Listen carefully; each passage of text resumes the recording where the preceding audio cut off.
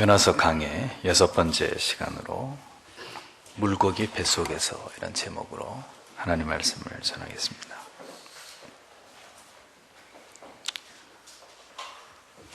역설적이게도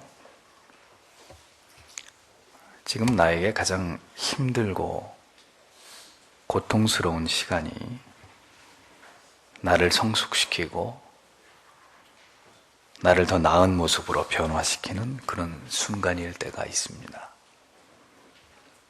누에고치가 단단한 껍질 안에서의 그 모든 성장의 시간이 지나고 나면 마침내 한 마리의 화려한 나비가 되듯이 우리 영혼도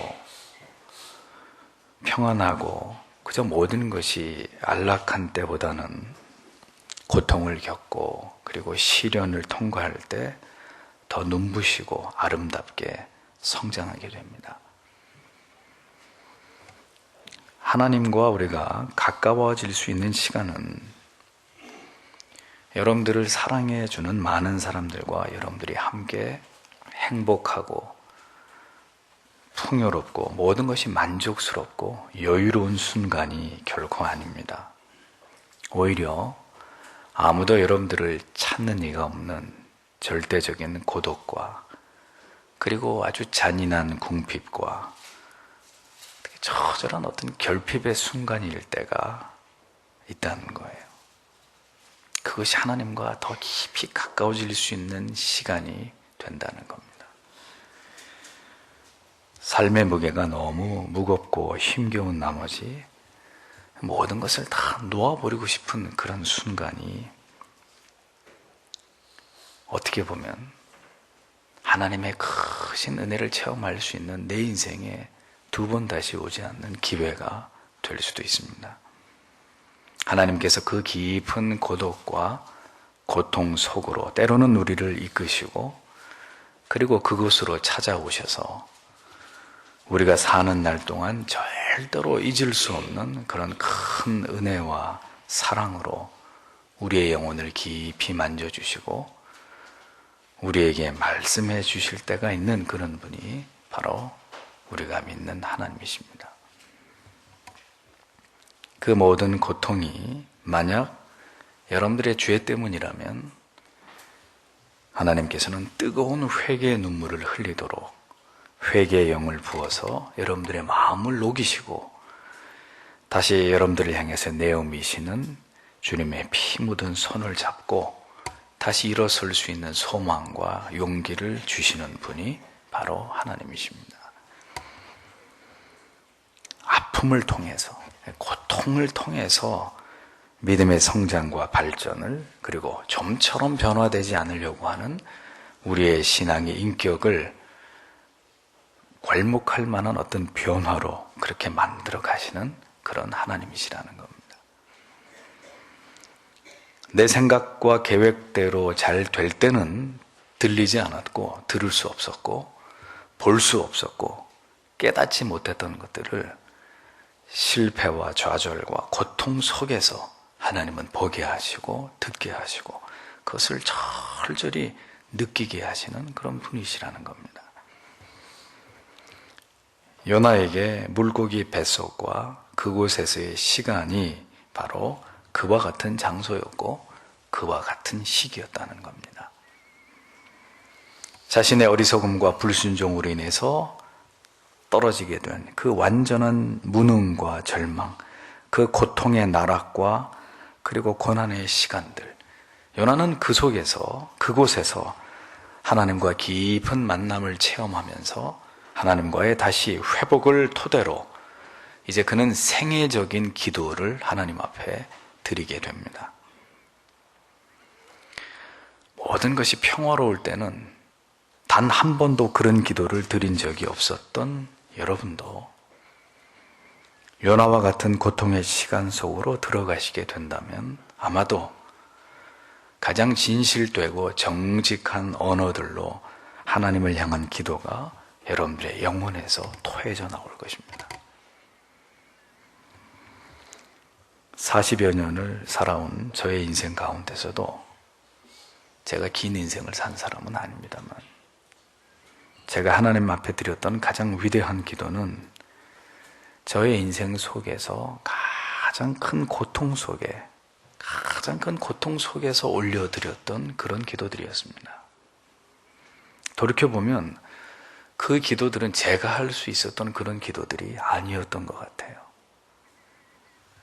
그 고독과 아픔 속에서 나를 통해서 하나님이 받으시고자 하셨던 하나님이 저에게 주신 기도의 제목들이었던 것 같습니다. 오늘 성경에도 요나가 물고기 뱃속에서 그 하나님 여호와께 기도하여 이렇게 요나서 2장이 시작되고 있습니다. 기도하여로 번역된 히브리어 이트팔렐이라는 단어는 미완료형 시제를 취하고 있는데, 그러면 그게 무슨 의미냐? 요나가 물고기 뱃속에서 지속적으로 혼신의 힘을 다해서 끊이지 않고 그 물고기 뱃속에 3일 3야를 있는 동안 무엇만 했다는 이야기냐? 기도했다는 거예요. 간절히 기도만 했다는 겁니다. 누구에게 기도했다고 되어 있습니까? 그의 하나님 여호와께라고 적고 있습니다. 그의 하나님 여호와께. 고난은 누구를 붙들어야 되는지, 누구를 의지해야 되는지, 누구에게 간구해야 되는지를 우리에게 정확하게 가르쳐 줍니다. 그냥 기도나 해보자 하는 마음으로 하는 기도는 기도가 아닙니다. 내 기도를 듣고 계시는 분이 누구이신가? 그 누구도 아닌 바로 나의 하나님, 나의 여호와. 기도의 대상이 뚜렷해져야 되는 거죠. 물고기 뱃속과도 같은 그런 고통과 절망의 상황 속에서도 우리가 바라보고 기도해야 될 유일한 대상은 여러분들을 지으신 하나님밖에 없다는 것을 잊어서는 안 됩니다. 여러분들을 도와줄 수 있을 것이라고 믿어지는 그 어떤 유력한 사람도 그 고난의 한복판에서 절대로 여러분들은 그런 자들을 의지해서는 안 돼요.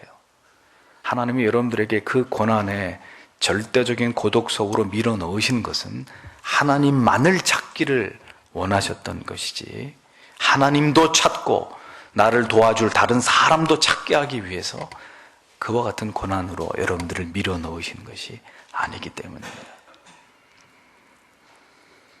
몸을 움직이면 움직일수록 더 깊이 빠져들어가는 그 모래구덩이 같이 여러분들이 하나님만을 의지하지 않고 계속해서 발버둥 치면서 내 생각대로, 내 계획대로 혹은 다른 사람들에게 도움을 구하면 구할수록 여러분들은 더 깊은 고난의 늪으로 빠져들어가게 될 뿐임을 기억하셔야 됩니다. 오직 나를 지으시고 나를 가장 잘 아시고 나를 능히 건져주실 수 있는 나의 하나님 여호와께 나아가서 그분께 간구하는 것 외에는 아무 길도 아무 방법도 존재하지 않습니다. 절대로 존재하지 않아요. 그거 외에 다른 방법이 있다고 믿어지게 만드는 것은 전부 다 마귀의 속임입니다. 여러분은 지금 무엇 때문에 고통스러워하고 계십니까? 그 고통스러운 문제와 상황 속에서 여러분들은 무엇을 하실 수 있을 것이라고 생각하십니까? 여러분 자신이 그 문제의 해답을 풀 수 있다고 믿으시는 겁니까? 왜 하나님께 그 문제를 가지고 진지하게 하나님 앞으로 나오기를 주저하고 계십니까? 열렬하게 간절히 하나님께 기도하지 않고 하나님을 바라보지 않고는 하나님이 열어놓으신 것은 누구도 닫을 수 없는 것이고 하나님이 닫으신 것은 누구도 열 수 없는 거예요. 그러니 하나님을 향해 간구하고 하나님을 향해 도움을 얻고 하나님 외에는 누구도 나를 도울 자가 없다는 그 확신을 가지고 기도하지 않으면 그 문제는 절대로 해결될 수 있는 문제가 아니라는 것을 잊지 마셔야 합니다. 하나님이 기다리고 기다리시다가 이제 내가 너의 기도를 듣기를 원한다 라고 하셔서 여러분들을 묶어놓은 문제라면 여러분들이 하나님 앞에 나아가 무릎을 꿇고 간절히 하나님을 찾지 않는다면 그렇게 하나님이 묶어놓으신 문제는 절대로 풀려지지 않는단 말이에요.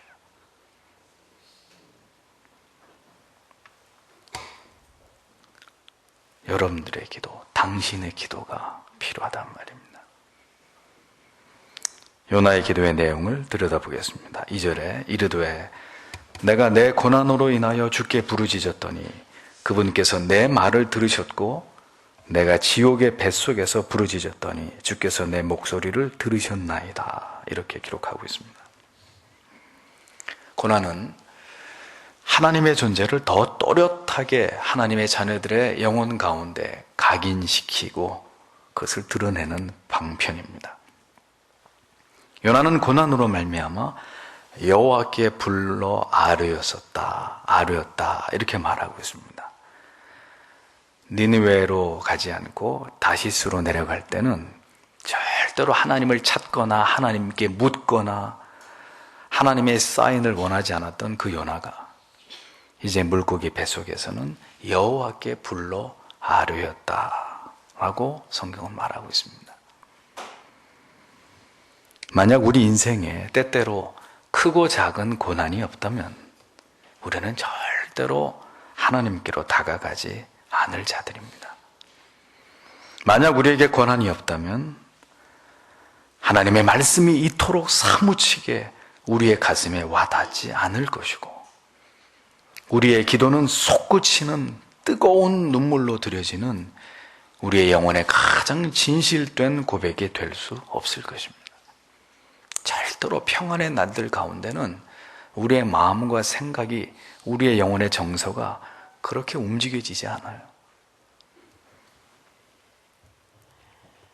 여러분에게도 이런 체험이 있으십니까?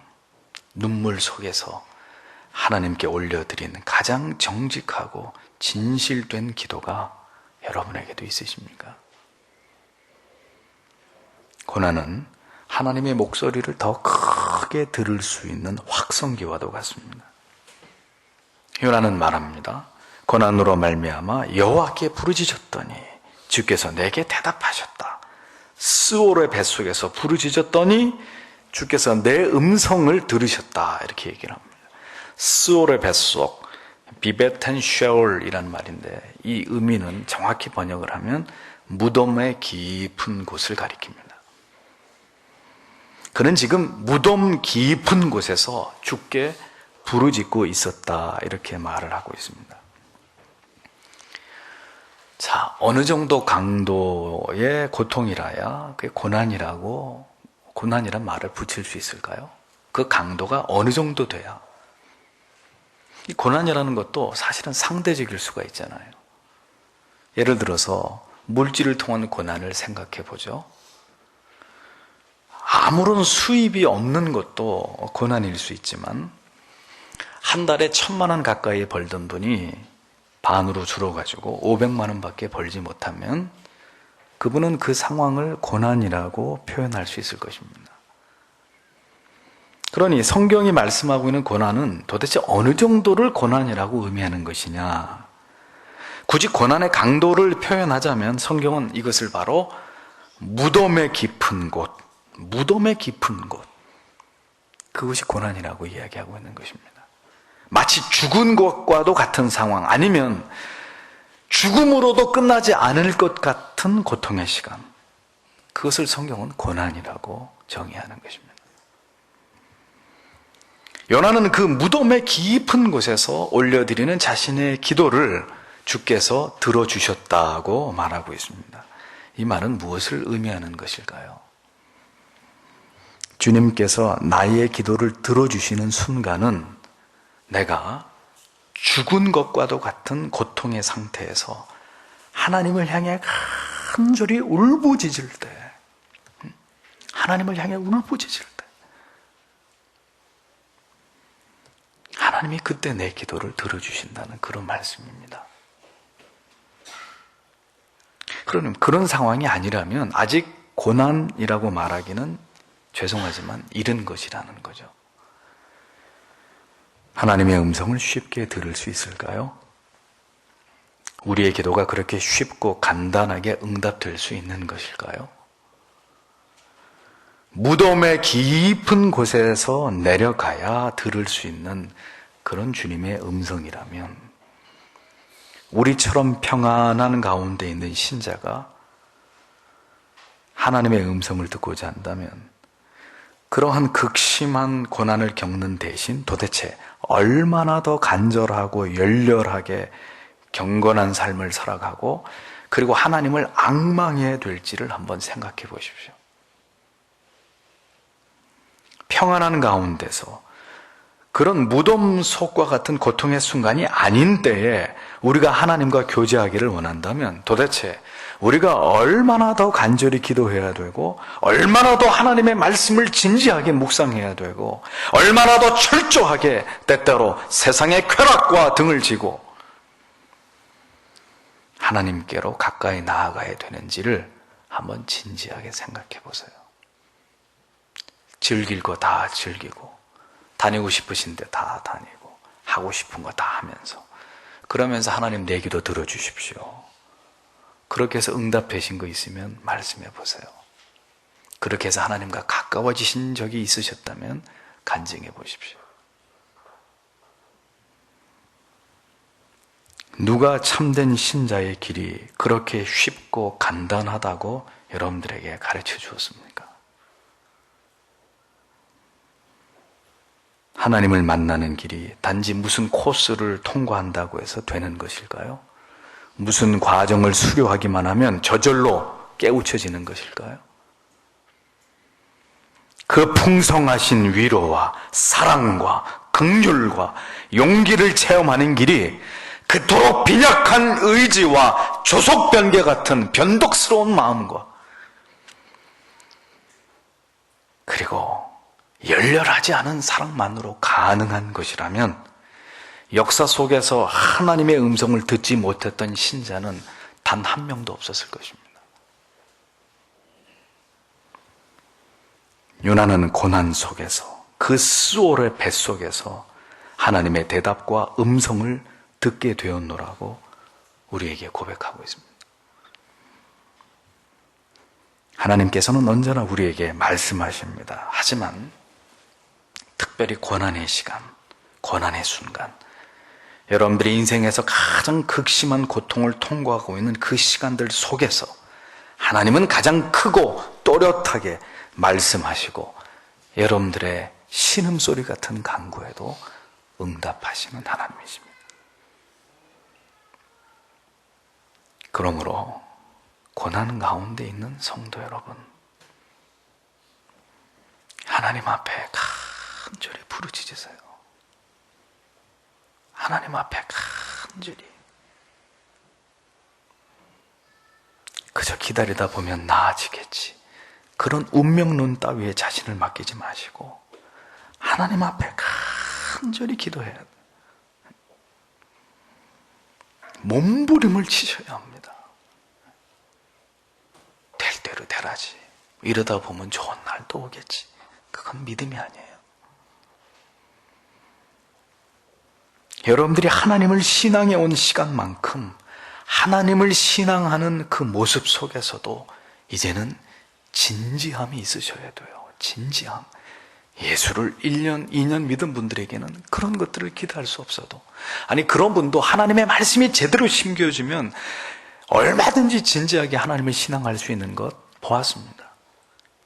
하지만 그들이 문제가 아니고 수십 년을 교회를 다니면서 하나님을 신앙한 분들 가운데 여전히 벗겨지지 않는 고난의 굴레 가운데 있는 성도님들, 하나님 앞에 간절히 기도해야 돼요.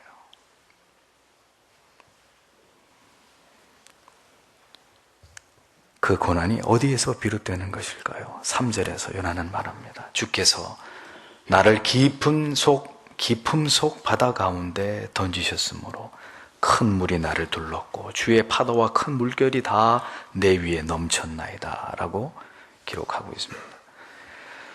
보십시오. 나를 깊은 속 바다 가운데 던지신 분이 누구라고 했습니까? 주께서라고 했습니다. 주의 파도와 큰 물결이 내 위에 넘쳤다고 했습니다. 5절에 가보면 물이 나를 영혼까지 둘러싸오며 깊음이 나를 에워싸고 바다풀이 내 머리를 감쌌나이다. 이렇게 묘사하고 있는 것을 볼 수 있습니다. 누가 했다는 거예요? 하나님이 그렇게 하셨다는 거예요. 그러니까 신자에게는 이유가 없는 고난이 없습니다. 원인을 모르는 고통이라는 건 없습니다. 적어도 누가 때렸는지 알지 못하고 맞는 경우는 없다는 말이에요. 주께서 나의 영혼과 나의 온 몸을 에워싸 버리셨다고 요나는 고백하고 있습니다.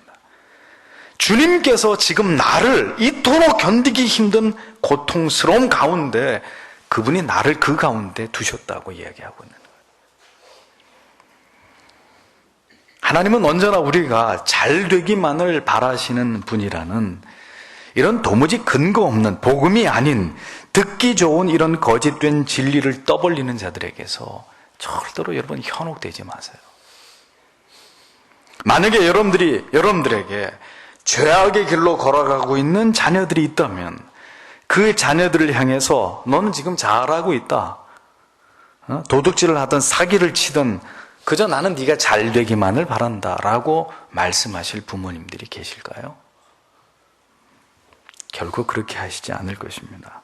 진정으로 그 자식을 사랑하는 부모님이시라면 매를 들어서 훈계하고 무슨 수를 써서라도 그 길을 가지 못하도록 온몸을 던져서 그 자식을 막으려고 하지 않겠습니까?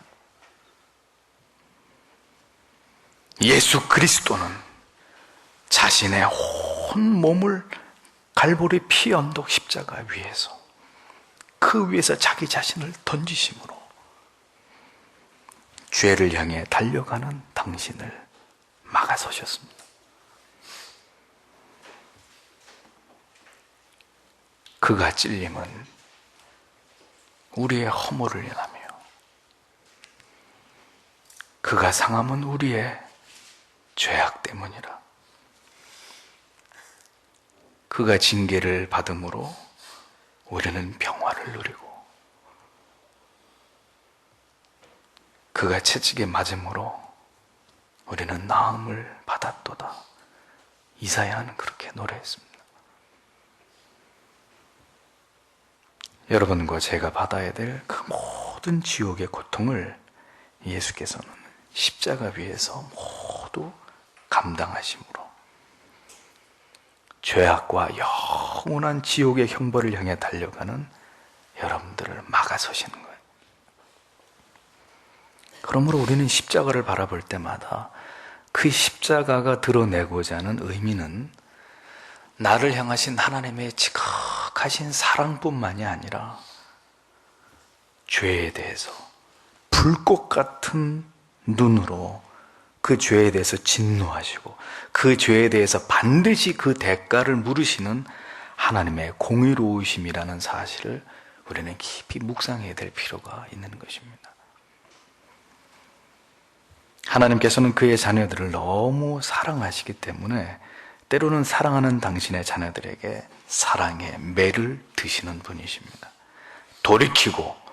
돌이키게 하기 위해서 하나님께서는 오늘도 마음에 피눈물을 흘리시면서 도무지 깨닫지 못하는 자들의 그 인생을 때로는 깊은 바다에 던지기도 하시고 고난의 파도와 물결이 그의 영혼과 그의 머리를 뒤덮어서 온통 혼란과 절망과 혼돈 속으로도 하나님이 밀어넣으시는, 그 속에 빠뜨리시는 그런 하나님이시란 말입니다. 고통으로 때로는 몰아넣으시기도 하시는 그런 아버지이십니다.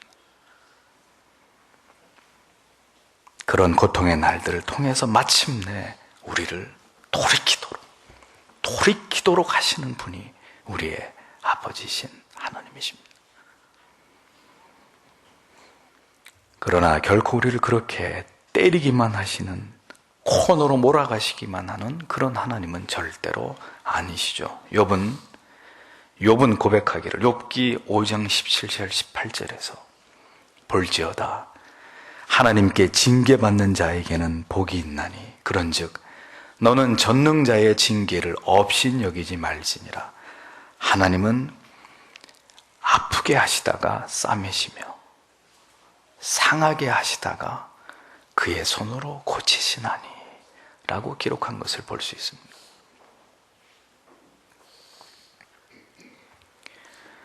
어서 돌아오,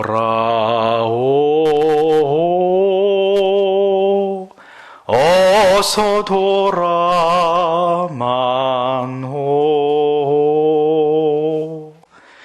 채찍 맞아 아파도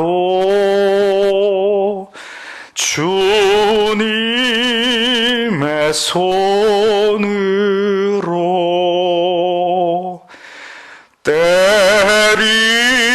때리시고 어루만져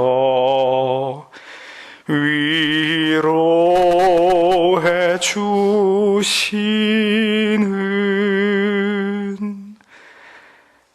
우리 주의 넓은 품으로 어서 돌아오, 어서.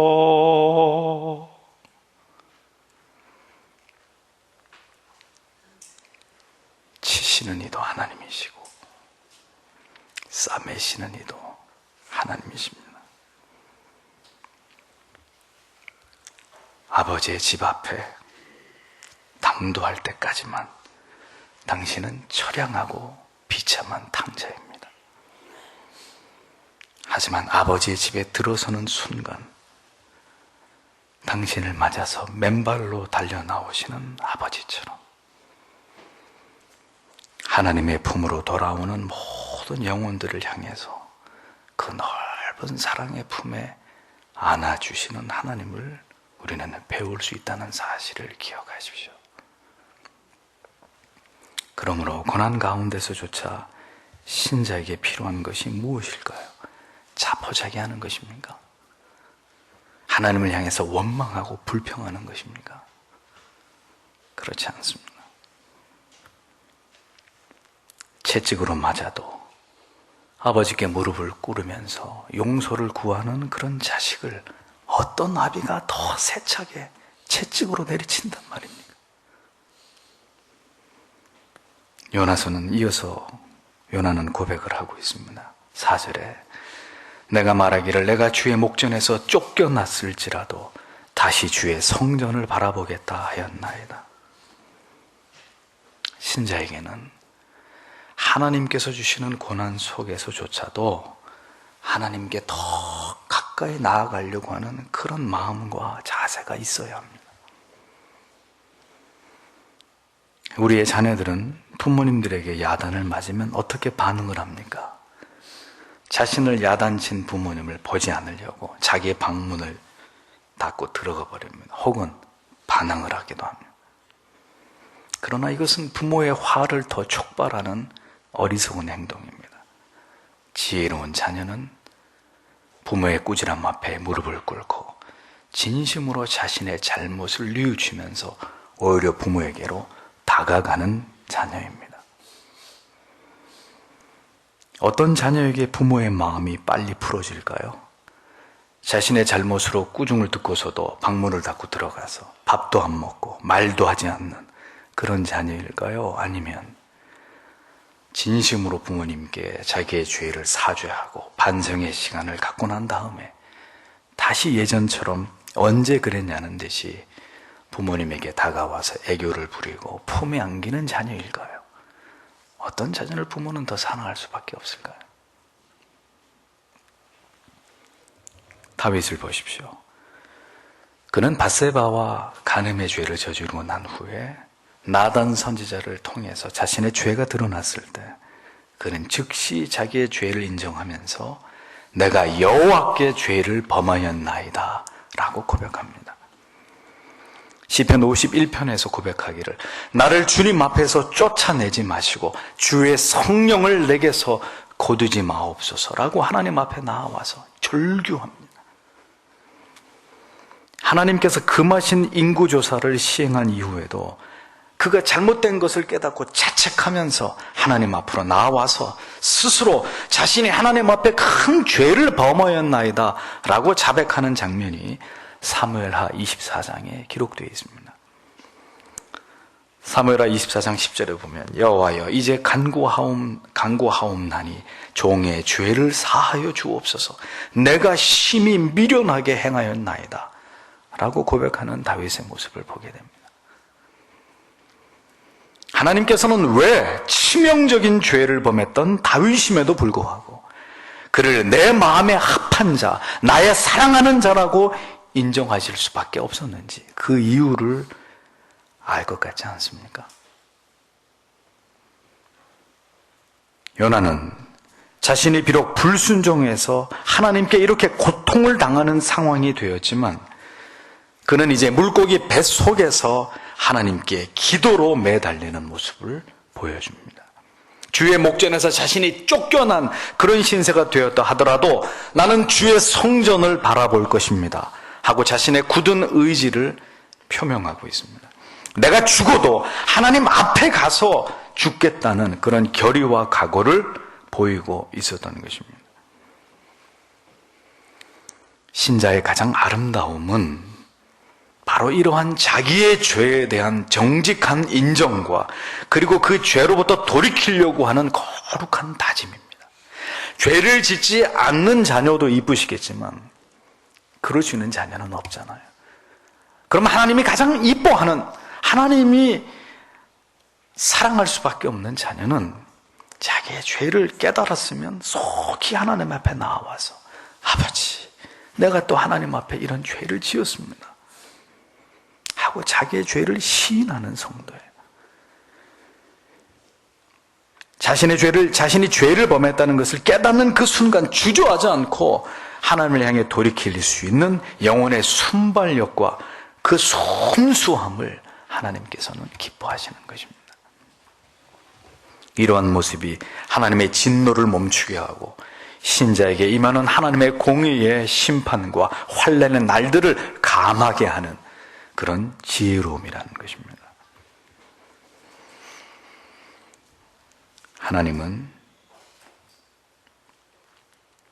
신자가 그 자신의 죄로 인해서 하나님께 고난을 당한다 하더라도 하나님을 멀리하거나 하나님을 원망하거나 하나님을 향해 실망하지 않고 오히려 더 하나님께 가까이 나와서 자신의 잘못을 아뢰고 그리고 하나님이 용서해 주실 때까지 하나님의 곁을 저는 떠나지 않을 것입니다. 이런 의지를 보일 때 하나님은 그런 성도의 모습에 하나님의 깊은 사랑을 느끼시고 그런 믿음을 귀하게 여기시는 그런 하나님이십니다.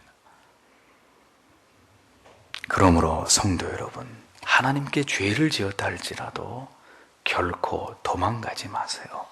피하지 마십시오. 하나님께로부터 멀어지려고 하지 마십시오.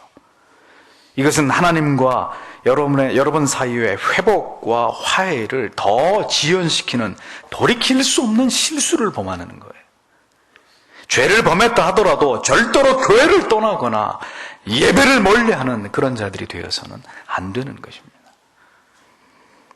목사와 의논하시고 기도를 요청하시고 그 죄를 사해 주시기를 진지하게 회개하면서 하나님께 매달려야 되는 겁니다. 문제는 아닌 척 하고 있는 당신입니다. 죄를 지어놓고도 그것이 죄가 아니라고 우기고 있는 여러분들의 고집과 무지함입니다. 우매함입니다. 고집스러움입니다. 이렇게 되면 결국 더 큰 아픔으로 하나님께서 깨닫게 하시는 수순을 밟을 수밖에 없는 거예요. 하나님의 사랑은 결코 포기를 모르시기 때문에 하나님은 반드시 당신을 꺾어서라도 돌아오게 만드시는 분이십니다. 하나님이 원하시는 모습까지 성숙하도록 하나님은 여러분들을 그렇게 이끌고 가시는 분이에요. 절대로 거기에 그렇게 주저앉아 있도록 허용하시는 분이 아니십니다.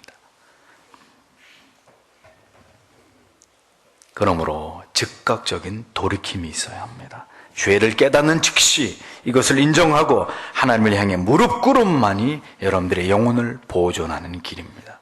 깊은 침체와 뒤로 물러감의 고통에서 여러분들의 영혼을 건져낼 수 있는 가장 신속한 응급조치란 말이에요. 6절에는 내가 산의 뿌리까지 내려갔사오며 땅이 그 빗장으로 나를 오래도록 막았사오나 나의 하나님 여호와여 주께서 내 생명을 구덩이에서 건지셨나이다 라고 요나는 고백하고 있습니다. 보십시오. 산의 뿌리, 깊은 땅속 구덩이, 이런 묘사들, 표현들, 바로 절대적인 절망과 고통, 하나님의 도우심이 아니고는 도저히 빠져나올 수 없는 그곳을 말합니다. 요나가 마침내 깨달은 것은 하나님 여호와 주께서 내 생명을 구덩이에서 건져내실 자, 산의 뿌리, 깊은 땅속 구덩이, 그 속에서 요나가 발견하는 것이 있는데 그게 뭐냐? 하나님 여호와 주께서 내 생명을 구덩이에서 건져내실 자. 요나가 그것을 깨달은 것입니다.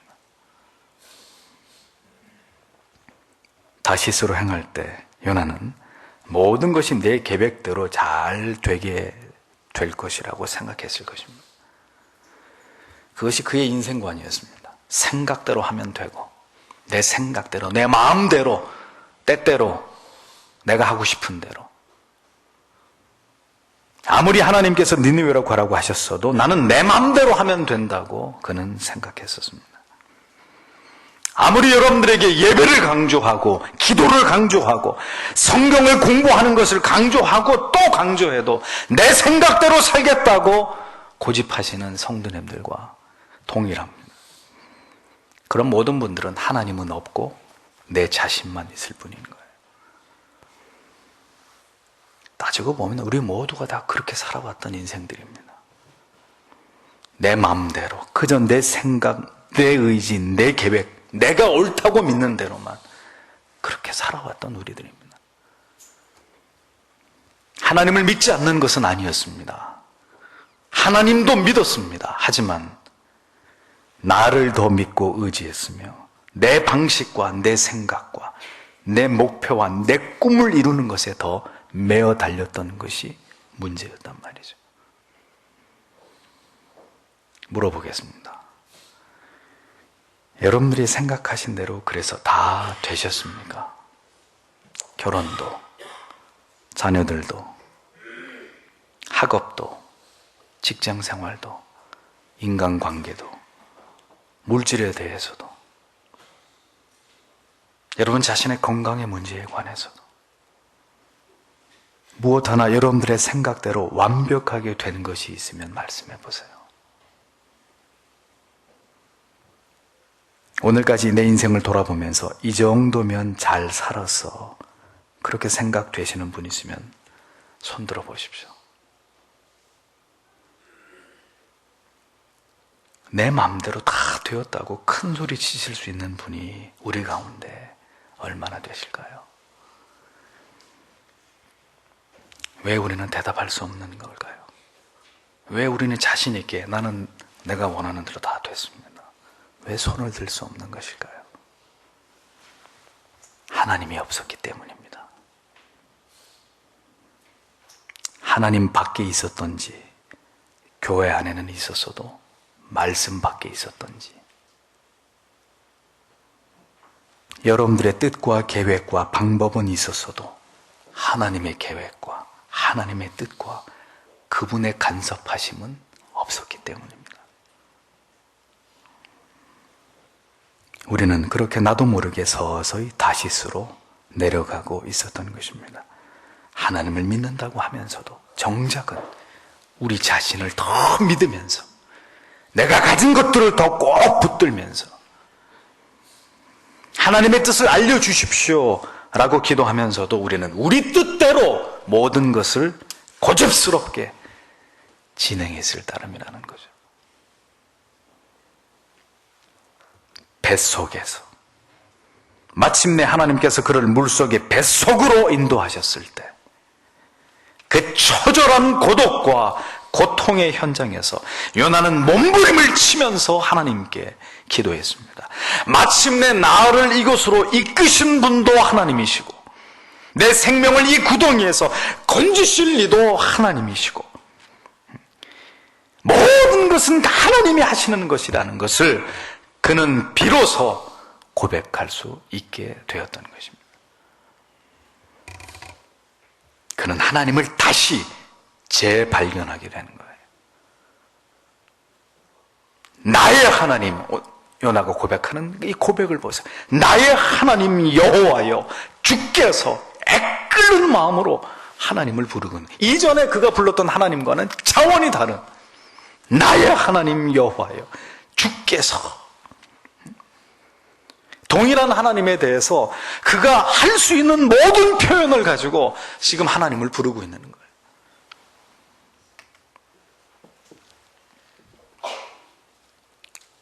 이전에 그가 부르던 하나님이 아니었습니다. 이전에 하나님을 찾던 그 요나가 아니었습니다. 여러분들에게 이런 중대한 변화가 있게 되기를 축복합니다.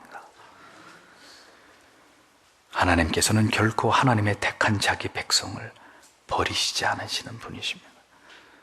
고장나면 우리는 버리지만 하나님은 고쳐서라도 사용하시는 분이에요. 상한 갈대도 꺾지 아니하시고 꺼져가는 심지도 끄지 아니하시는 하나님.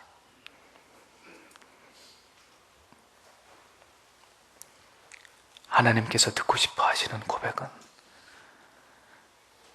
반드시 나의 입을 통해서 듣고야 마시는 하나님이세요.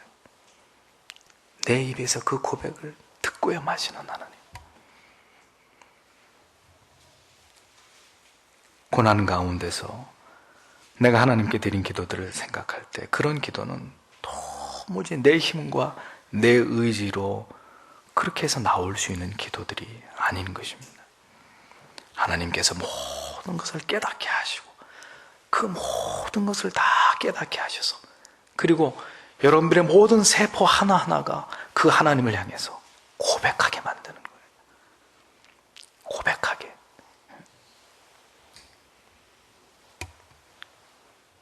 고난이 아니었더라면 내 인생 속에서 결코 정직한 언어가 되고 진실된 말이 되어서 하나님께 드려질 수 없었던 고백들, 하나님께서 그 모든 고백들을 고난의 밑바닥에서 듣기를 원하셨던 것입니다. 앞으로 어떤 고백들을 더 듣기를 원하시는 것일까요? 알 수가 없습니다. 그리고 우리가 그것을 고민할 필요가 없습니다. 왜냐하면 하나님께서 고백하게 하실 거니까요. 가장 진실되고 정직한 언어로 우리의 영혼에서 솟구쳐 나오는 고백으로 하나님께 그렇게 올려드릴 수 있도록 그분이 나를 이끌어 가실 것이기 때문입니다. 요나는 가장 아름다운 고백을 하나님께 드리고 있었습니다. 나의 하나님 여호와여, 주께서 내 생명을 구덩이에서 건지셨나이다. 그냥 사는 인생이 아니라 하나님께서 주관하시는 인생이라는 사실을 우리는 그분 앞에서 아무것도 아닌 보잘것없는 존재에 불과하다는 사실을 그는 이 한마디의 고백 속에서 모두 다 담아내고 있었습니다. 내 생각, 내 고집, 내 계획은 이제 없고 오직 나를 이끄시고 인도하시고 나를 건져주시는, 나를 지키고 보호하시는 나의 하나님 여호와, 나의 주님만 있을 뿐이라는 이 위대한 진리를 요나가 물고기 뱃속에서 깨달은 것입니다. 저는 이 주일 아침에 여러분 모두에게도 이와 같은 진리를 깨닫는 축복이 있기를 바랍니다. 언제나 돈을 넣고 레바를 땡기면 뚝딱 떨어지는 자판기 같은 그런 하나님이라고 생각했다면 언제나 내 인생에 하나님 뭐 필요합니다. 어떻게 해주세요. 얘기만 하면 옛다 하고 언제든 우리의 필요를 그때그때 채워주시는 겨우 그 정도만의 하나님이라고 오늘까지 여러분들이 그렇게 하나님을 이해해 오셨다면 이제 그 하나님에 대한 무지에서 벗어나십시오. 하나님은 여러분들에게 고작 그런 대우만을 받으실 분이 결코 아니십니다. 여러분들의 인생은 여러분 자신의 것이 아닙니다. 여러분들의 남은 인생은 여러분들 마음대로 써내려 갈 수 있는 여백이 아닙니다. 지난 과거도 그랬지만 모든 것을 주관하시고 계획하시고 이끌어가고 계시는 하나님의 의한, 하나님을 위한 여러분들의 인생일 뿐입니다.